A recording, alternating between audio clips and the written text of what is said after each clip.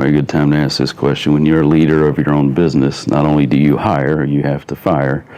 How do you handle that situation when you know it's not working out? I mean, what advice could you offer a young person watching this interview? You know, I've never been a churn and burn person, and what I mean by that is, I try to work with the people that I have. I see so many people hire and fire people just like it's no big deal. It takes too long to hire. It takes too long to train people. It affects too many people's lives. It affects their kids, their wife, their spouse.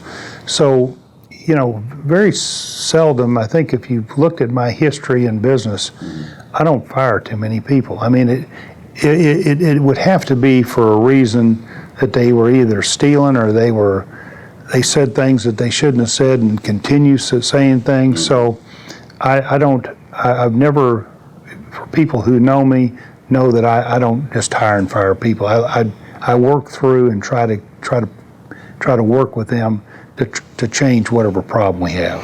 And on the flip side of that, you know, there's always the individual that's too big for their pants. You know, they think they're smarter than you. How do you deal with that? Or have you had that instance? I have. Yeah. I have. I've had it more in the financial services business than I have, and I'll just sit down with them and I'll just be upfront with them. I think you're out there. You need to hook your horns. You're only looking at things that you shouldn't be looking at. Normally, it gets down to finance. No matter what you're doing, you either think you're going to go and you're going to be something else somewhere else. You're going to be bigger and better, and the grass is always greener.